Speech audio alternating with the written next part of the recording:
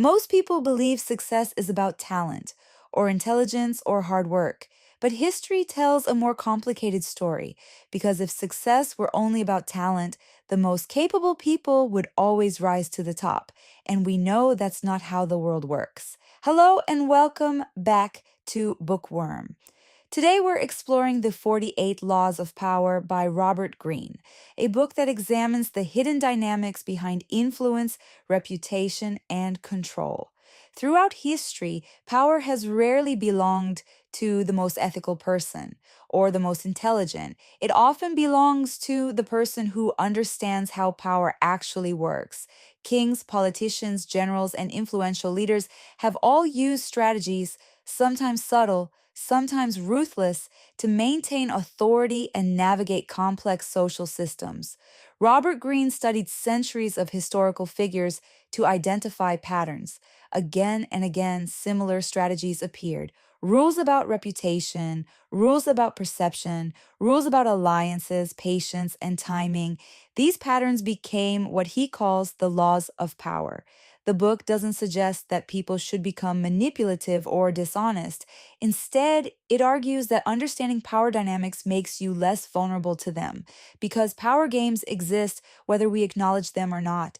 They appear in workplaces, in social hierarchies, even in everyday interactions. Stay with me until the end, because one of the most surprising insights in this book explains why openly pursuing power often weakens it. If you enjoy exploring human behavior, psychology, and the strategies that shape influence like the video, subscribe to Bookworm and tell me in the comments, do you think power is earned or is it strategically built? Now let's go deeper into the 48 Laws of Power.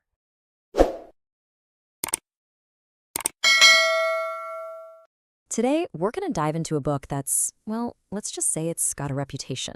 Some people see it as this brilliant masterpiece of strategy. Others, they think it's a dangerous manual for manipulators. We are, of course, talking about Robert Greene's The 48 Laws of Power. Now, whether you think it's a guide for self-defense in a pretty cutthroat world, or just a cynical handbook for the power-hungry, you can't deny that the ideas in it are incredibly potent. So let's get into it and explore the core principles that make this book so compelling and for many, so scary. So, this book first hit the shelves back in 1998, but its lessons are drawn from over 3,000 years of human history. We're talking about everyone from the strategists of ancient China to the powerful statesmen of Rome, the sneaky courtiers of Renaissance Italy, and even the slick con artists of our own time. It's a really challenging read, and honestly, for a lot of people, it's pretty disturbing. Greene's whole approach is to just strip away all the nice, polite layers of social interaction and look at power in its most raw, unfiltered form. The book isn't asking what's right or wrong, it's only asking what works. And this quote, right from the preface, is really the heart of the entire book. Think about that for a second. Greene's argument is that the feeling of being powerless is just miserable. It's something we instinctively fight against. The desire to have some control over our lives, over our circumstances.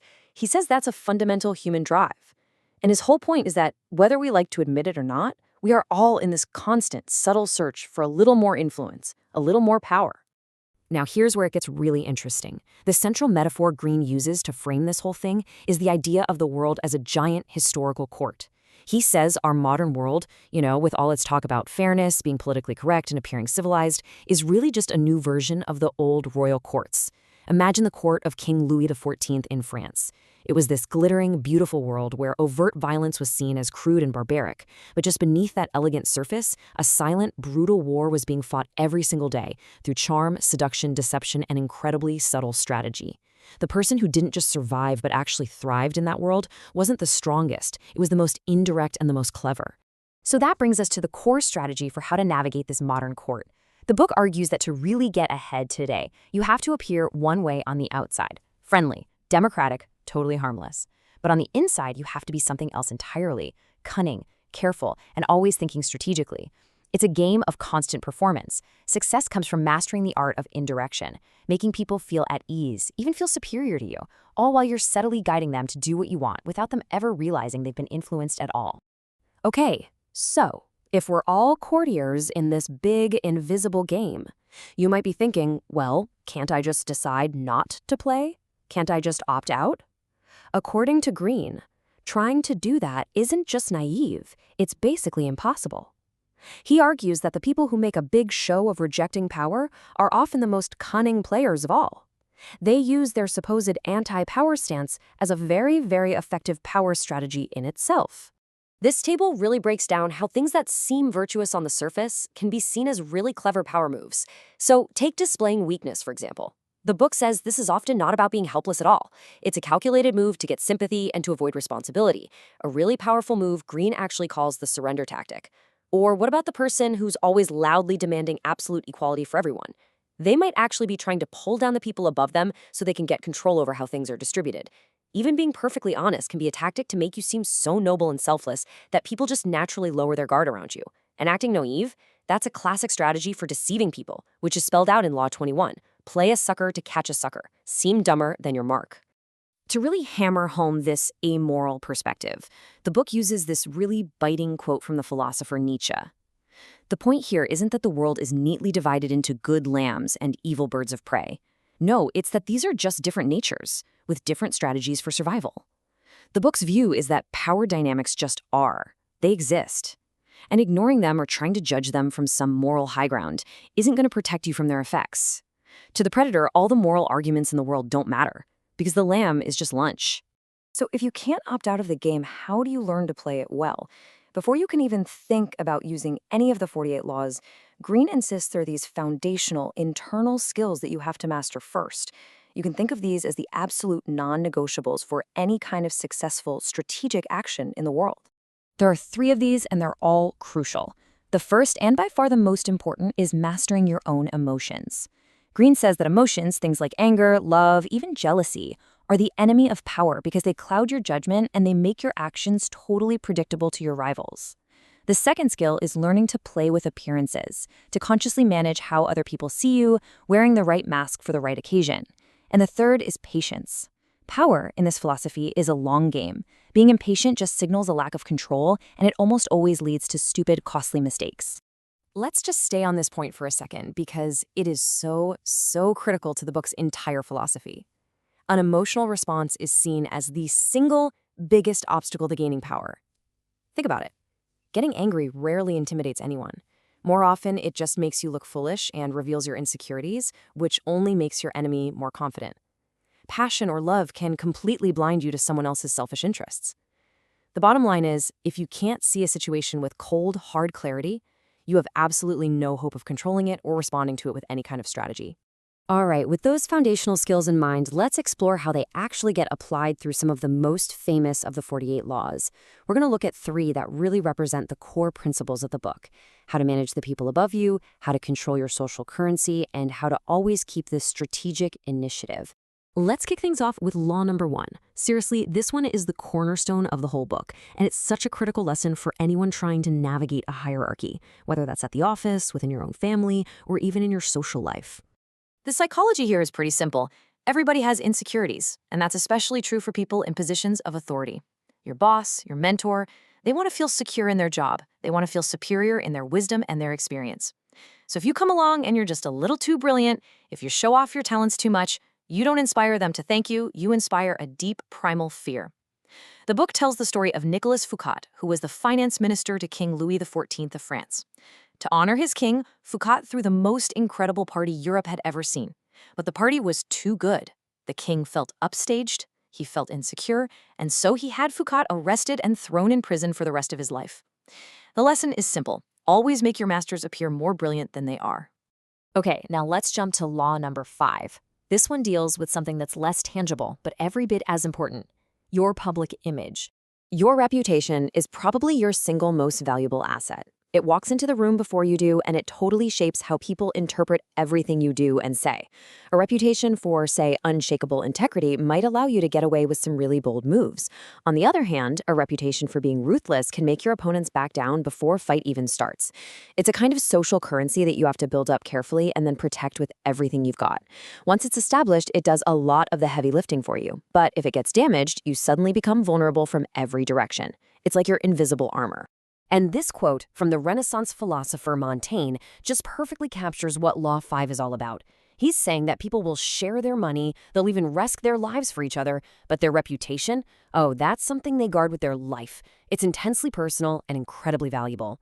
Greene's point is that you have to treat your reputation like a treasure, always anticipating attacks, defending it fiercely, and even learning how to discreetly poke holes in the reputations of your enemies. And for our last example, let's look at a law that is all about control, about who has the initiative, and about the difference between acting and reacting. Just think about it for a second. The person who's always rushing around, always on the attack, they're almost never in full control. They're constantly just reacting to things they didn't see coming, to the moves of their enemies. Real power comes from holding the initiative, by making your opponent come to you, by luring them in with some kind of bait. Maybe it's the promise of a great deal or just a subtle provocation. You force them to play on your home turf. You make them abandon their own plans. And now they're the ones reacting to your moves. And when they're busy reacting and you're calmly observing, well, you're the one holding all the cards. So after exploring all these Machiavellian, often really unsettling ideas, what's the ultimate takeaway here? Is the book just a guide for becoming a ruthless, manipulative person? The book itself argues no. The real value is something deeper. It's in the world of perception and awareness. The framework of this book asks you to do something that's kind of tough, to temporarily step outside of conventional morality and just see the world like a giant chessboard. In a game, you don't judge your opponent based on their supposedly good intentions. You judge them based on the results of their moves. People will always try to justify their actions with noble-sounding words, but you have to train yourself to ignore the words and just watch the effects, the cold, hard consequences of what they actually do. And this brings us right to the pragmatic, if a little cynical, worldview that's at the core of the whole book. This famous quote from Machiavelli, who's really a key inspiration for Greene's work, it perfectly summarizes the defensive argument for learning these laws. The idea is that if you choose to be willfully naive, if you insist on being perfectly good and trusting in a world where a lot of people aren't, you are just setting yourself up to be a victim. And ultimately, this is it. The real power that this book offers isn't really the ability to manipulate other people. It's the ability to see the game being played all around you, every single day. It's about developing a new kind of awareness. Once you understand these dynamics, you can finally defend yourself against them. You can recognize when a coworker is trying to outshine the boss, or when a rival is subtly attacking your reputation, or when you're being baited into a foolish emotional reaction. It gives you the choice to not be a pawn in someone else's game. And that really brings us to the final provocative question. This explainer isn't an endorsement of these laws. It's a presentation of them. The book's fundamental argument is that these dynamics are in use every day, in every office, in every social circle, whether we like it or not. So now, armed with this awareness of the strategies at play in human interaction, the choice of how to act or how to react is ultimately and powerfully yours. One of the most important ideas in the 48 Laws of Power is that power often operates quietly. It's rarely announced directly. Instead, it appears through reputation, perception, alliances, and timing. Robert Greene's research shows that the people who navigate power most effectively are rarely the ones who openly seek control. They are the ones who understand the environment they are operating in. They observe carefully, they act strategically, and they avoid unnecessary conflict when patience would be more effective. Many readers misunderstand this book as a guide to manipulation, but Greene's deeper message is actually about awareness, because power dynamics exist whether you participate in them intentionally or not. Understanding these dynamics allows you to recognize when influence is being used against you.